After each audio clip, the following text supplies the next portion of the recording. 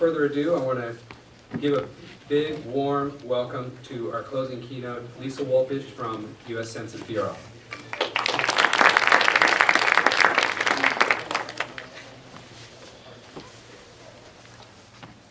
Wow, this is an amazing room, isn't it?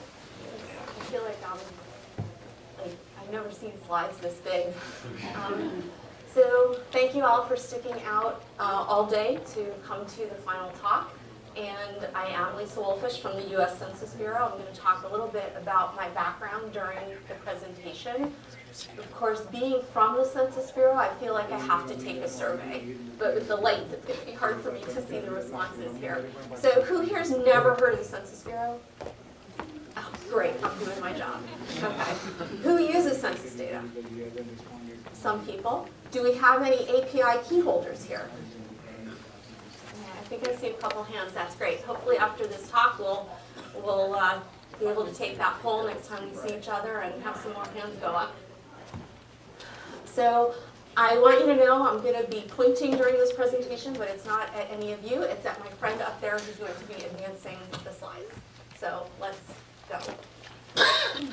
So starting with the 2010 census, the Census Bureau took a little bit different approach to its dissemination on its website. And I have some screenshots here of the 2010 census website, different portions of it. This was a very engaging website. There was a lot of interactive components, a lot of video.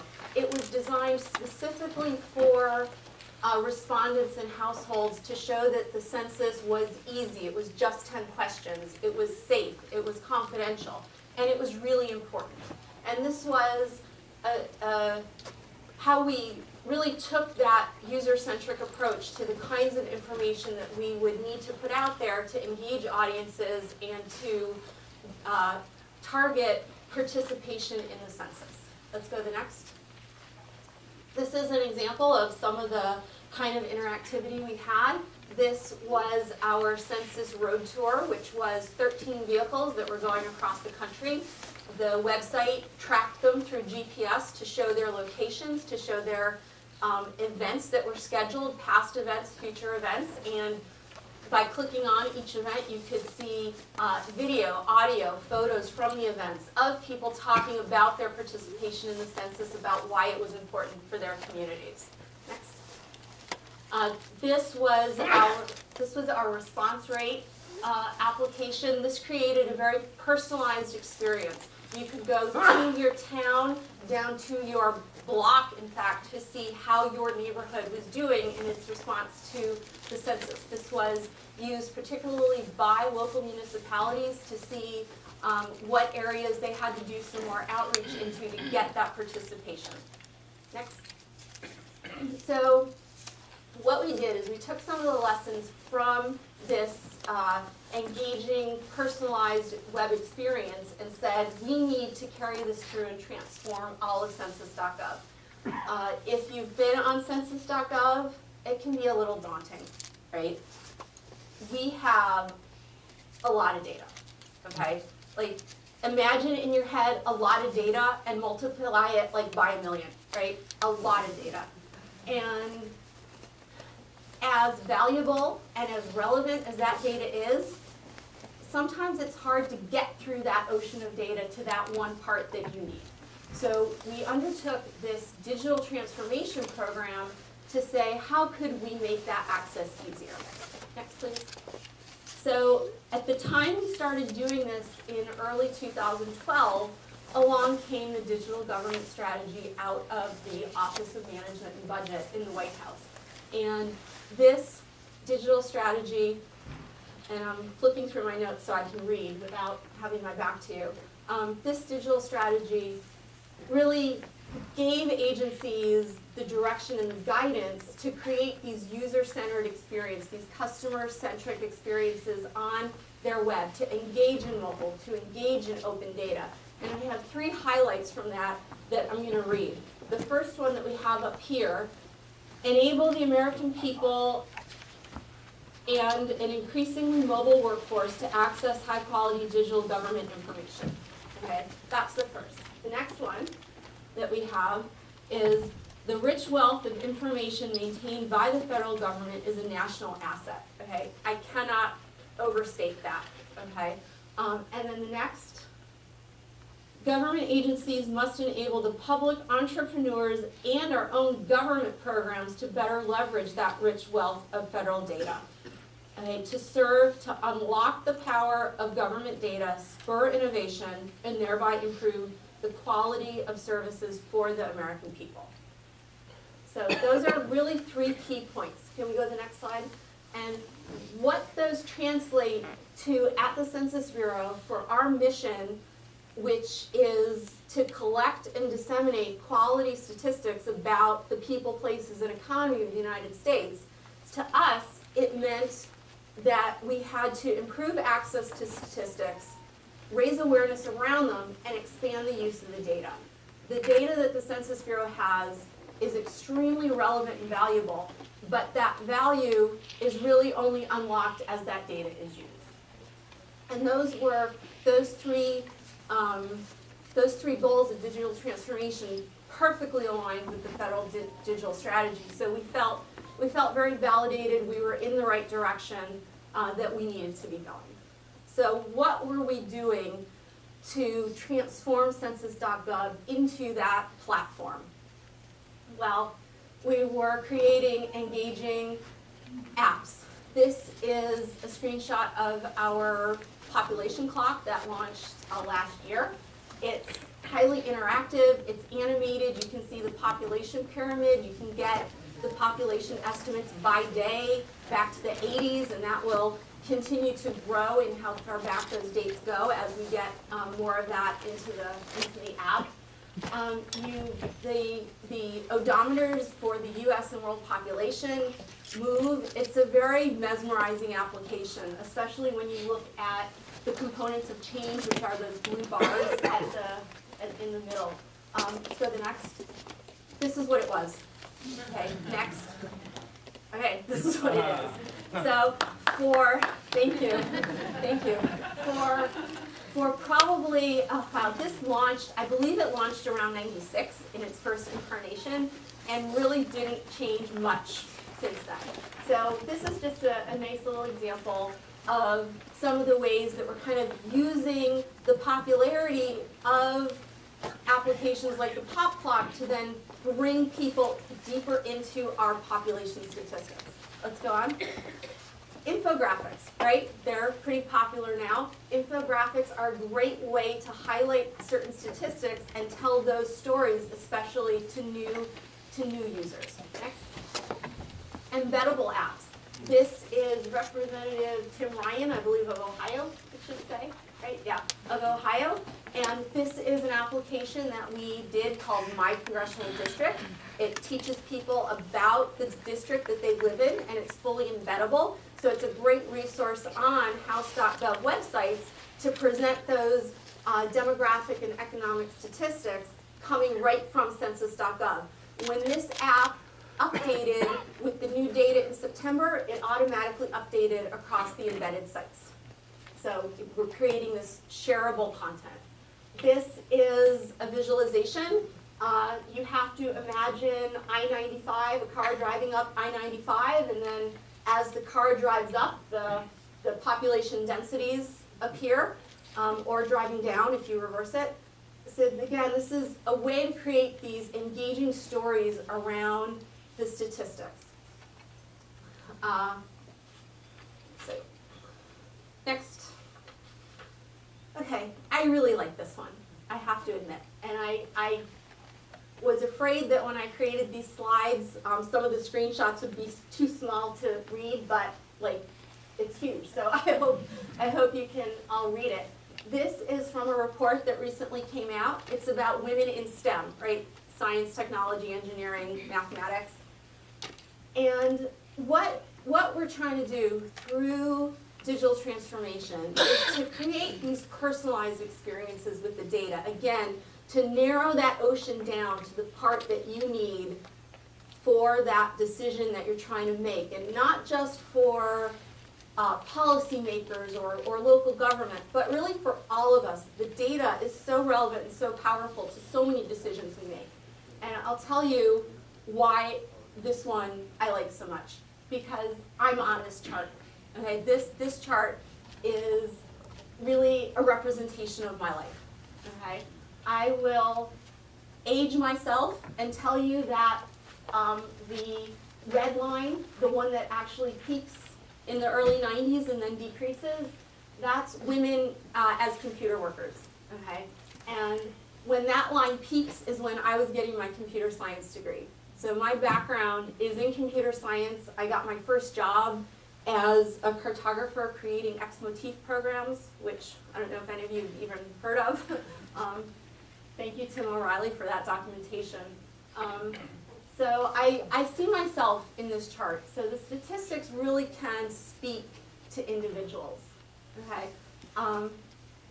So again, our challenge is how to create these kinds of products to narrow down that slice of data that's most relevant to individuals, and to create that Census.gov as a platform for that data. So now, we're here to talk about mobility, right? Next. I love my phone. I admit it. Okay, who here, your phone is the first thing you touch in the morning? Okay, come on, you can admit it. I admit it, right? Before I even put my glasses on, right? I'm squinting at my phone. See what happened overnight, right? And I love my phone. Your phone gives you an incredibly personal experience, right? It's your phone. It's your contacts. It's your apps. It's your music. Or should I say it's my apps. It's my music.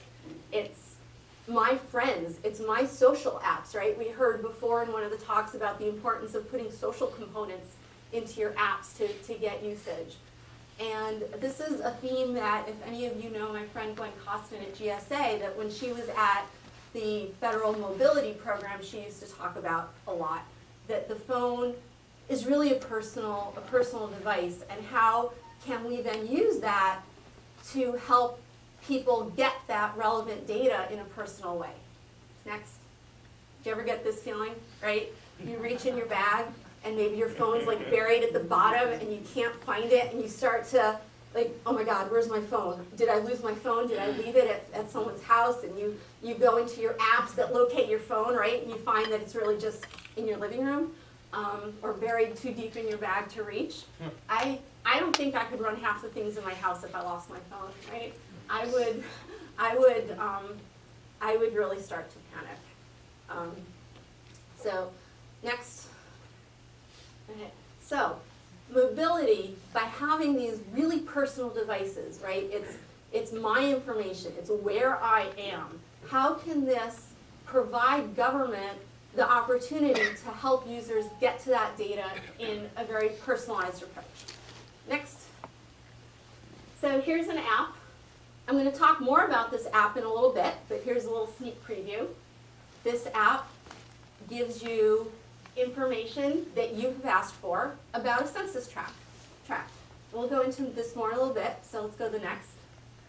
Well, when we combine mobile with APIs, now you guys have the power. Your developers, you have the power to help agencies like mine create that relevant experience for your users, right? Federal agencies, not only are we tight on budgets, we don't have all the ideas.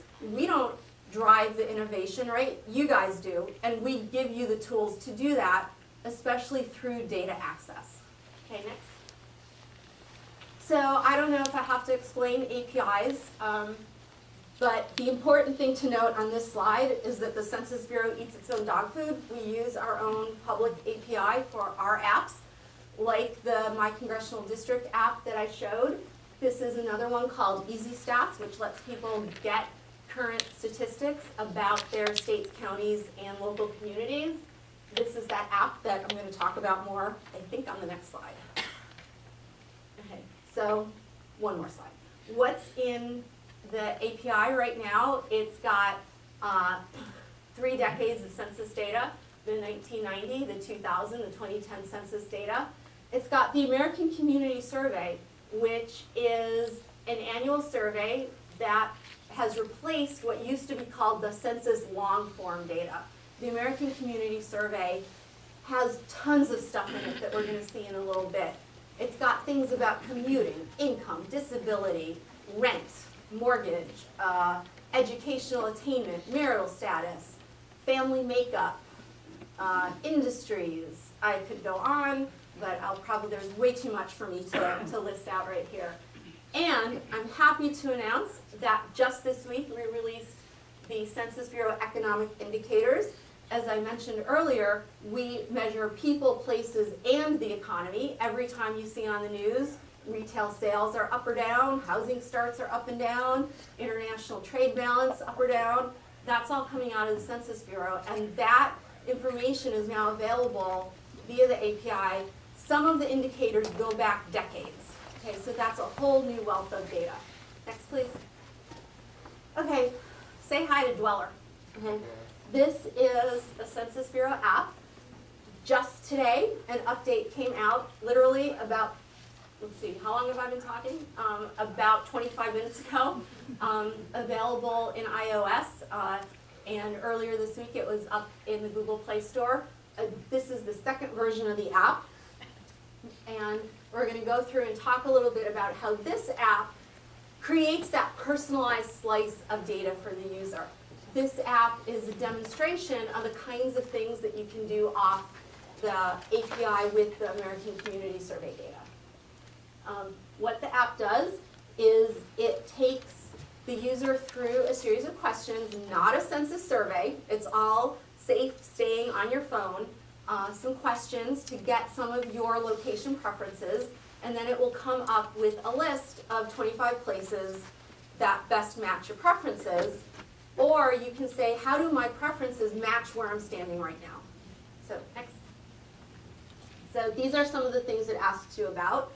Do you prefer a family, a community that has families with young children? Do you prefer a community that has a more of an older population? Maybe you're thinking of retiring and you've had enough with kids on your lawn. You know, things about your age, things about your friends. What kind of commute do you prefer? And to enhance the personalized experience, it lets you weight these things. You know, being able to commute by bus is more important to me than being on a coast. Okay, next. Comes up with your list. Next. And here's one of the really nice things about this app and how it helps you slice through the data. So I've told Dweller, I want to drive alone to work. I want to have my, satellite radio blasting on the station I want. I don't want someone, gabbing with me for an hour. I just want to drive, and I don't like trains, okay? So what it does is for the locations in the app, it will tell you this is the statistic of people who drive alone to work. If you were to pull that statistic off traditional data tools on census.gov, you would have to look at the entire table. Maybe you want the whole table, that's a different kind of use case, but if you just want to know about that one item that's relevant to your preference, that's what Dweller gives you. Next. And again, there's the social component. Share your ideal places with your friends through your social media to create that shareable experience. Next. Don't even read this slide. It just shows you all the different kinds of things from the American Community Survey that went into this app. Next. So how can you use the API? Well, you can do all sorts of things. You can help people create business cases. You can help people create grant applications. You can help kids be able to pull up the information that they need for their homework assignments. You can match different demographics to other kinds of data. I can't even imagine what you guys can imagine that your users, that your cohorts of community people that you hang out with, really want to create. There was a talk before about Code for America, right? That's a good way to get involved and see, what kind of apps are people creating? What's the demand for? We do have, which you'll see in a little bit, we have a developer forum, and one of the threads in that forum is, I have an idea for an app. Okay, so maybe I'm not a developer, but I'd really love to see an app that did something. So there's ideas up there too. And in fact, every once in a while, the Census Bureau creates what we call these visathons, where we ask census staff to post up on the forum ideas for apps and visualizations. You know, how to identify at-risk populations, how to identify deserts of some service kind or something. So next. So again, we're talking about how we can personalize, how we can create that relevant experience for people. Well, Williamsville, New York. Okay. Anyone ever hear of it? Go Bills. Go Bills. Yes. Okay. So this is where I'm from. And just here's a little tip for you. If you ever want to know where someone's from, take them to an app that involves a location, right? They'll always go to their hometown 9 out of 10 times. Okay. So, so what is Williamsville known for? Well, nothing. Okay, wings, right? Good wings, I guess. It was founded around a paper mill on Ellicott Creek. But it's important to me. Next. So one way to create relevancy is around geography. Okay. Probably the #1 question I've gotten throughout my years at the Census Bureau is, you know, tell me about some place. And it's usually a very local place.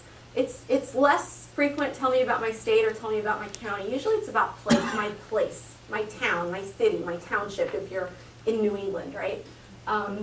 So place creates relevancy for people. And this is an example of one of our applications that shows, and the blue map pin is Williamsville. It's a suburb of Buffalo. The first screenshot is what the median income was, household income by census tract in 1990. And with census data, you can get really down to the what's called the block, which is a census tract is made up of block groups, which are made up of blocks. So it's really local, hyper local. Next. And now we're in 2000. Next. And now we're in 2012. And time is another way to create relevancy. How is something trending? Where have we been? Where might we be headed? Where are we right now? Okay, so time and place are two things that you can do in your apps to really create that personal experience. Okay, next. This is another nice example. Does anyone recognize this? A couple of people. This was in the New Yorker. This is the subway income inequality application. And you hover, you pick a subway line in New York City, and it shows you the line up in the map of Manhattan. I think I picked the 6th line, which goes up the east side. And it pulls in census tracts where that subway stop is and shows you what happens to the income as you travel along the subway route. And it's really interesting to me because it shows relevancy through where I travel, where I work, where I live. It's very interesting application. I'll leave it up to you to do your analysis on what it shows. Okay, next. This is an app available on Android that somebody wrote called Census US. It's a data browser, again using location, showing me information about where I am, which is a fairly typical use case for census data. Okay, next. This actually was the result of the National Day of Civic Hacking that happened in June. We participated in that. This was, I believe, out of the group in Boston. They did a number of maps out of the American Community Survey, and this one is showing percent of population that gets food stamps. And they did a number out of the American Community Survey. Next. This is America's Economy, another Census Bureau app that takes economic indicators and displays them up. It has a little more narrow focus of an audience of business people, economists, students of the economy, people who really want those indicators as they come out. It creates a personal experience again through a social component. It lets people add the release dates to their calendar on their phone. They can order what do they see, what's most important to them. Next. And here's the nicer thing I think about this app is Census Bureau isn't the only one that produces economic indicators, right? Employment and non-farm payroll comes out of the Bureau of Labor Statistics. PPI, the Producer Price Index, Consumer Price Index, come out of Bureau of Economic Analysis. And we said, we're creating this app. We're going through all this trouble of creating this app around economic indicators. Why just use ours, right? To be customer-centric, we should provide a unified platform to multiple agency indicators. And that's really a key message is don't just use my data, right? Use everybody's data, other people's data. Next. This is what Sunlight did in the site-based app, where they pulled down 2010 census data and American Community Survey data from the API, and then added EPA data for are you near a Superfund site? They added Yelp data to tell you what kind of entertainment choices are in this area, and a whole, a host of other things. So data is not only powerful when you create that relevant experience, but when you choose and can use the data that you need. So don't just look at single data sources, look at any data source that is going to give you what you need. Next. Okay. Share your apps, please brag. We want to know what you're doing with our data. Because the more use cases that we get, the better we can be in how we provide it, in what we provide. We have a developer forum linked off census.gov/developers, or you can do developer, either one will work, where we say we have an application showcase. Tell us what you've created. We want to really learn what people are innovating around. Okay. Next. Do you need help? Right? We have the support forum up there as well. Unfortunately, our data can be kind of complicated.